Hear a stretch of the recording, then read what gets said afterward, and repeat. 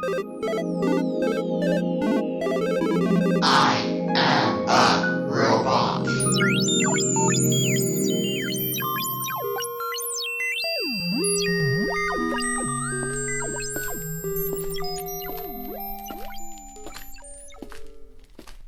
Welcome, Static. Take a seat. Some water?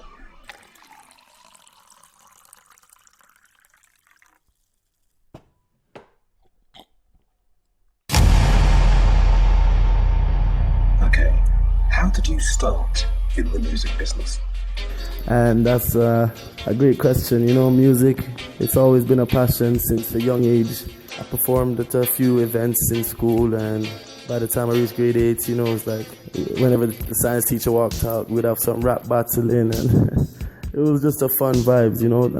As friends, you know, we just really enjoyed building rhymes together and having a laugh together and thing. And by the time I reached the age of 15, you know, using normal headsets, not no proper studio equipment or anything, finally recorded a song of quality. You know, my sisters seemed to love it very much, and they gave me enough inspiration. And so I just kept making music, you know, just for pleasure, you know. A few years later after that, when I was in England with my sister, my sisters helped me to get a proper studio mic and mic stand and pop filter and, you know, a mixer and basic things like that. And then I had my home studio, basically.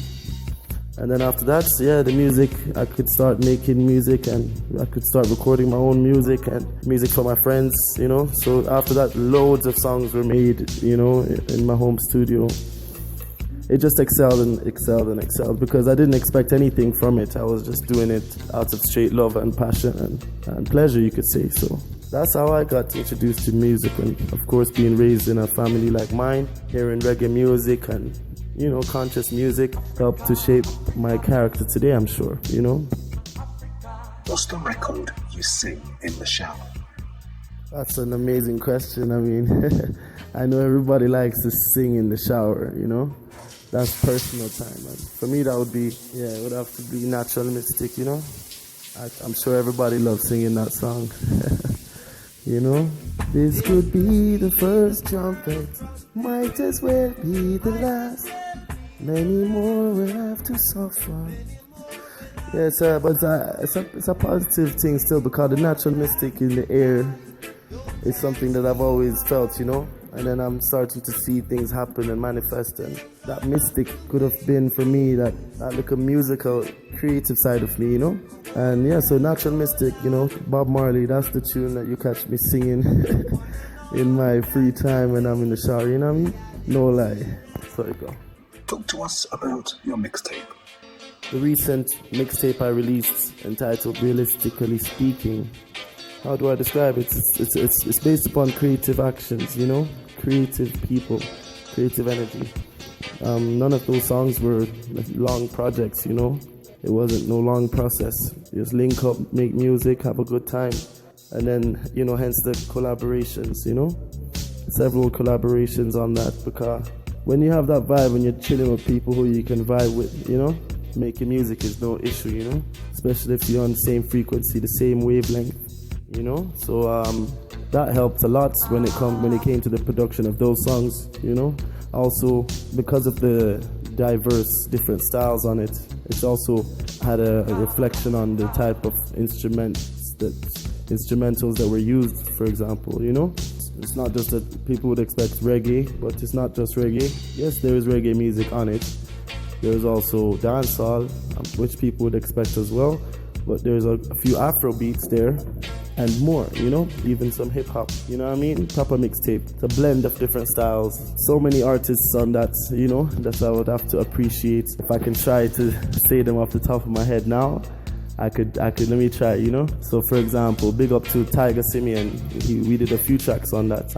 Intellect Benjamin Beats, Jazeel Naphtali, Kilo D, Rude Boy Simba, Keys, Missy High Grade, Betsy, J Lion, and Shebs, you know what I mean? So that's a good amount of different artists, and still we find a way, with unity there is strength, and I believe in that. So it's a unity vibe still, you know, and it's just a free up vibe, no uptight kind of vibes. It's just a real free vibe. So hope people can enjoy it and catch on to the vibes, you know? The reason I decided to call the mixtape Realistically Speaking is because when you check the topics of a lot of the songs, they're very straightforward and direct, you know? Nothing is hidden behind the scenes.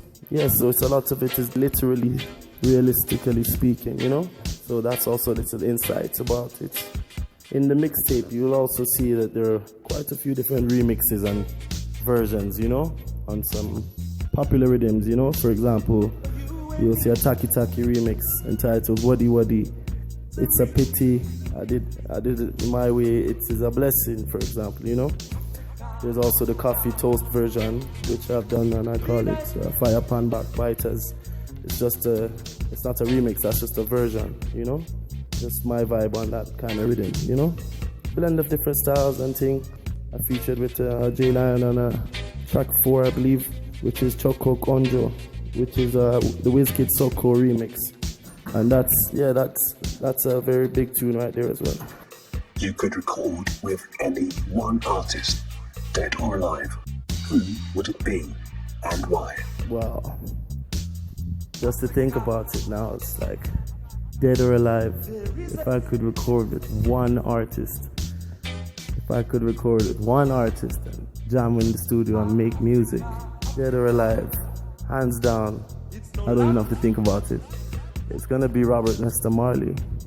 Once again, I'm gonna call his name Bob Marley and I'll tell you why, because he had a big impact. He made a big impact in the whole music industry. Many people have learned from him. So instead of choosing one of the artists, let's say, who've learned from him, go straight to the source, you know, Bob Marley.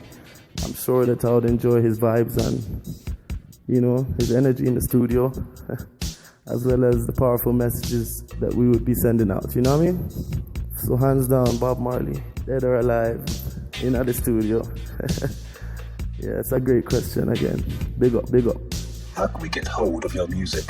To access music from Static Levi, I mean, it's a funny question because nowadays we're in such a digital age.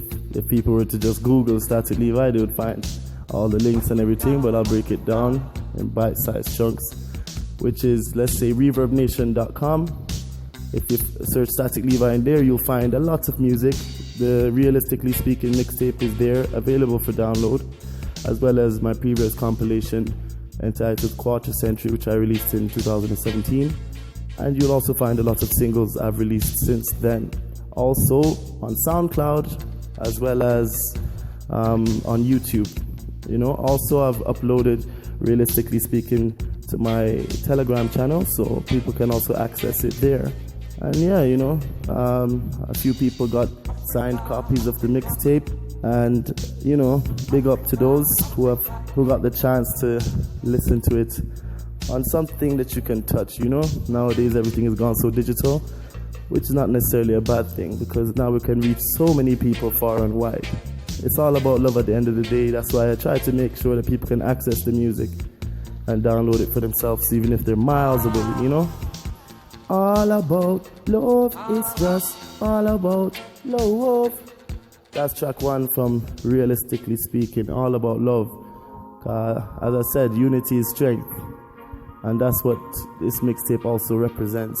So yeah, track 1 from the mixtape, all about love. That track is very personal to me, and I hope people can enjoy it same way. Bless.